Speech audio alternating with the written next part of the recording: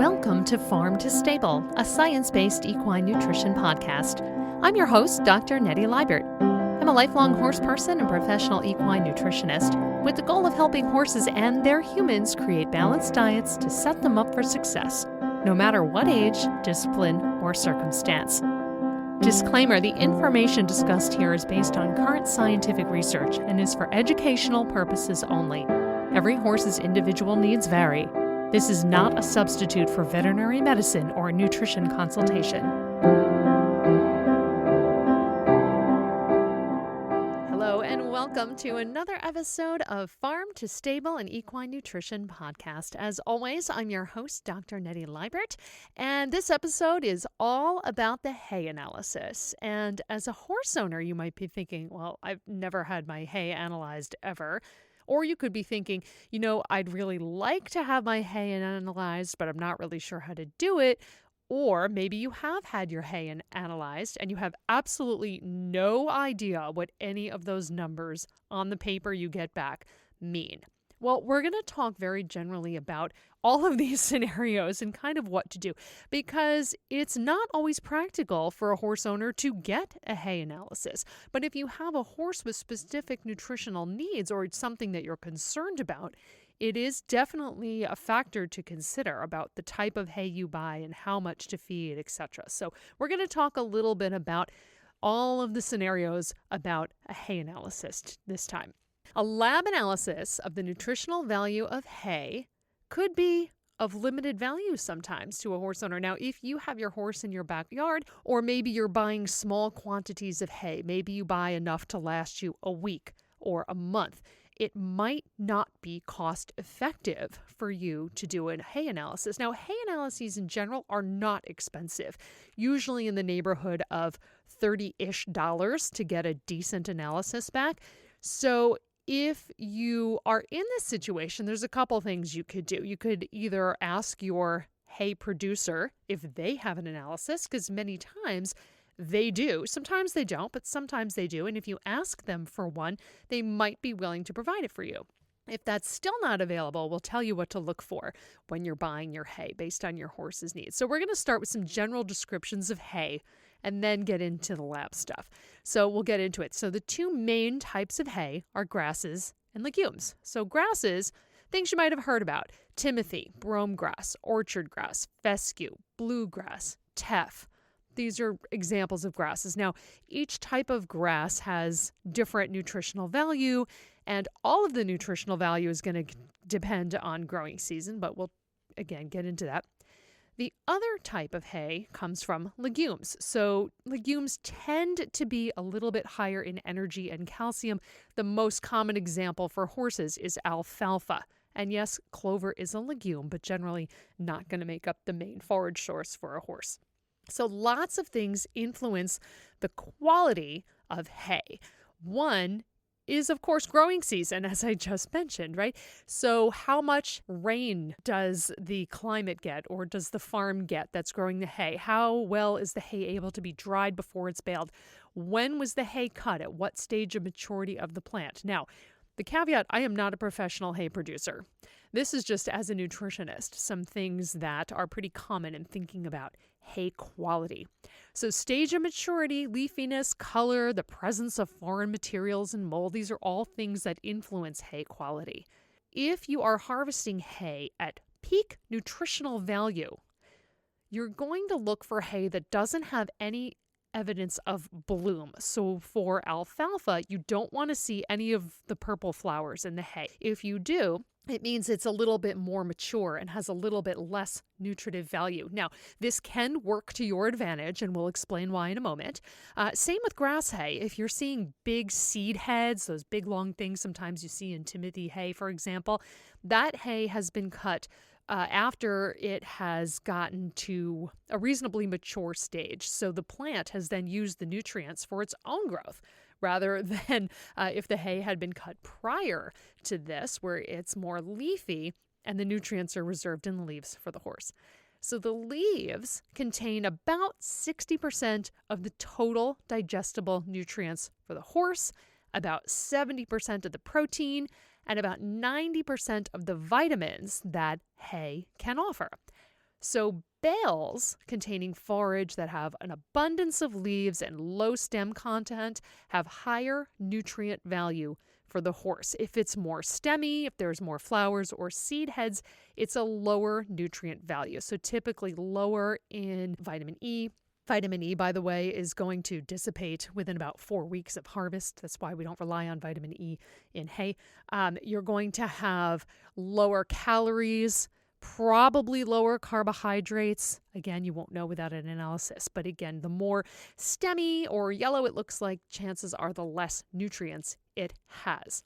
So moving on more towards appearance, typically if you think of hay and that wonderful hay smell when you walk into the barn, it's that bright green, soft, delicious smelling hay. So that's usually considered a quote unquote desirable color for hay. Sun-bleached hay has often lost a lot of vitamins. It might appear kind of golden yellow, almost in moving towards the color of what you think of when you think of straw, but it doesn't necessarily mean that it's useless. If you have a horse that has lower energy needs, like an easy keeper or an overweight horse or a metabolic horse that needs to have fiber and hay but can't have a lot of extra energy or carbohydrates, it could potentially be appropriate for those horses, maybe. That yellow hay indicates the plants were probably over mature when they were cut, which again, for that metabolic horse, that easy keeper, is a desirable characteristic. It's typically lower in calories and nutrients. Now, again, these are very general statements. Things you want to avoid: dark brown or black colors in your hay. You don't want that. It's an indication of too much moisture. It could be an indicator of mold. It could have been overexposed to heat or undergone fermentation. These are all things that could be detrimental to your horse's health, so we want to avoid it. So making sure that there's no mold. And if you've never smelled moldy hay, if you open a bale of hay and it smells very musty, like if you walked into a damp basement, you don't want to feed that to your horse. If you note foreign material in your hay, weeds, garbage, carcasses of rodents or anything like that, don't feed it to your horse. Call wherever you got it from and try to return it. You do not want to feed that to your horse. So looking at several different bales from a given lot of hay can help you assess these factors and see, well, what's good, what's bad? Does this hay look like it might be appropriate for my horse or not? Going back to good quality hay, it usually has that nice, sweet smell to it. It's low in moisture, under 20%, typically somewhere between 12 and 18%. And when it's baled at the right moisture, you automatically reduce the risk of mold growth. That's a good thing because you're probably going to be storing this hay for a period of time. Good hay with optimum nutritional value is, again, cut before peak maturity, before those seed heads, before those flowers bloom, minimal stems, it's softer, and again, easy for the horse to chew. Lesser quality hay, in summary, could be damp and moldy, could be musty. It could be weathered in appearance, straw-like or brown. So again, there is a difference between the poor quality hay that is moldy and musty and the more mature stemmy hay that could be more straw-like. So it's not all or nothing. So the straw-like hay that could be appropriate for a metabolic or an easy keeper should also be free of mold and these other things. So when I'm saying lower quality, it's also going to mean lower in nutritional value. So that's your hay that has been cut later in maturity. Hay cut late in maturity, again, you'll see more stems. You might see those seed heads, less presence of leaves, hence less nutritive value. And that's when your ration balancer comes in, but you know I say that pretty much every episode. So again, to reiterate, moldy hay can be toxic to horses and should be discarded. So if you have any question about that, don't feed it. Foreign material could make your horse sick or damage internal organs. If you find it, don't feed it. And it's okay to inspect your hay. Shake out your flakes of hay as you're putting them in hay nets or throwing them into the feeder or however you feed. So I'm going to say it one more time, that more mature hay that has lower nutritional value may be quite appropriate for horses with certain metabolic conditions or who are overweight or have Cushing's syndrome, something like that. However, that late mature or yellowed hay should still be free from mold or debris.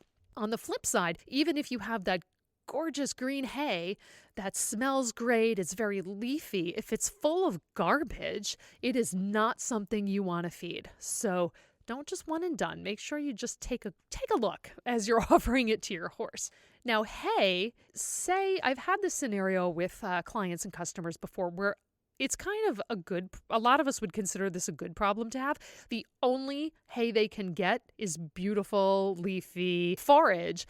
But unfortunately, that person might have a horse that shouldn't have that really rich hay. It might be a little bit higher in starches and sugars that they want. But remember, even that lovely leafy hay can be soaked to remove starches and sugars. Now, this is an entire other topic. So check out season 1, episode 4, where I talk all about soaking hay. Now, remember that soaked hay should be fed within a few hours. Especially in warm climates, you do not want to let that soaked hay sit because you don't want it to go bad. So now that we've talked about all of the characteristics of good hay, or a lot of characteristics of good hay and bad hay, let's say, okay, it's time to send that hay in for an analysis. Now, the best way to collect a hay sample is with a hay probe. You essentially attach it to a portable drill. You drill into several different bales. You pack it up and you ship it off to the laboratory. Not everyone has access to that. Another way to do it is to cut open several different bales, grab some samples from the center of each bale, put that in a bag, and send that to the lab. It is doable that way. I have done both methods. Now, I'm going to give a plug to Equa Analytical Laboratories in Ithaca, New York, here in the United States. There are plenty of high quality forage laboratories out there. So I don't want you to think that this is the only one. It isn't. Many universities will offer forage analysis services. There are commercial laboratories all over the United States and abroad that offer this service as well. It's just the lab that I happen to use most of the time. They are not paying me or endorsing me in any way. Let's get back to the numbers. So when you get back a hay analysis, typically you're going to see things like percent moisture and percent dry matter. So as a nutritionist, if I'm balancing a diet with a hay analysis in hand, this is excellent information to have. When you look at your sample analysis, oftentimes you'll get two numbers, as sampled and dry matter. The dry matter numbers allow you to compare, say, if you're looking multiple samples, right? It is the feed stuff without the water, because the water can dilute some of those nutrients on a per pound basis. And I also want to know what the moisture content is as a gauge of what the quality of the hay might be. For an example, if I get a percent moisture of about 15%, okay, that's within our range. That's probably an indicator that this was baled at an appropriate moisture level. That's a good thing. You'll get something called DE. D as in dog, E as in Edward, digestible energy. And it's often listed in mcal per pound. That's capital M as in Mary, CAL per pound. So that's a megacalorie. A megacalorie is whatever you think of typically as calories. Here in North America, we typically talk in calories. That's a kilocalorie. 1 megacalorie equals 1,000 calories. Simple as that. You don't need to remember that. That's a nutritionist job. But very often you'll get that back and it might say 0.77 megacalories per pound. So that's about 770 calories per pound. That's a little bit low for a decent quality grass hay. It usually averages somewhere between 800 and 1,000 calories per pound, but it varies. There's wide variability in what hay is in terms of calories per pound. But I'll move on. You'll get numbers in a basic hay analysis that include crude protein, estimated lysine, lignin, which is a type of fiber, acid detergent fiber, or ADF, neutral detergent fiber, or NDF, water-soluble carbohydrates, ethanol-soluble carbohydrates, or WSC and ESC, and starch. WSC, water-soluble carbohydrates, and ESC, simple sugars. These are two measures of simple carbohydrates. The difference are fructan. So if you are concerned about fructan, you can subtract the difference between water-soluble minus ethanol-soluble carbohydrates, and it'll tell you the content of fructan in there. And if you're thinking to yourself, what? Again, fructans were very often implicated as a risk factor for laminitis in sensitive horses. And the two analysis methods, water-soluble and ethanol-soluble carbohydrates, measure slightly different things. Again, water-soluble will include a measure of fructans, whereas ethanol-soluble carbohydrates will not. So it's a way to fraction that out. Starch is the measurement, again, of your large carbohydrate molecules. You'll get ash, which is a measure of mineral content left over, and it's very general, it's not specific. Now, depending on the type of analysis package you buy, you'll probably get also, even a basic one, calcium, phosphorus, magnesium, possibly potassium, and sodium as well. That's your basic. If you want to pay a few dollars more, you may get other minerals such as iron, zinc, copper, manganese, things like that. And again, the difference between a very basic hay analysis and then one level up is very often not that much. And what the packages are vary by laboratory. So if you're not sure, just call your forage laboratory and ask them. They can help you. Now, you may see something called RFV, which stands for Relative Feed Value. That is something that in the dairy industry has been around for a very long time. And in horse nutrition, it's not something that we traditionally have looked at. However, it is a useful indicator of where the hay stands on a scale. So, for example, if I get a hay analysis with an RFV, or relative feed value, of an 81, what does that mean? There are no units on it. It's a little bit, what I might say, below average. So we'll use 100 as, say, an average good quality hay.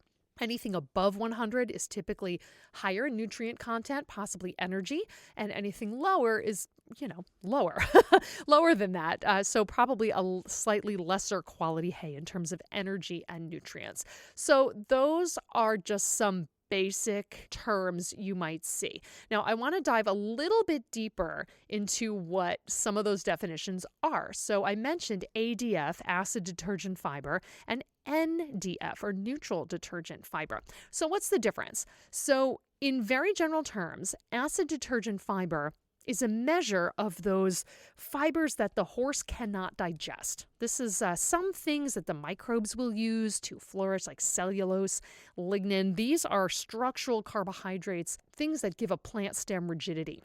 Now, cellulose can vary in how digestible it is.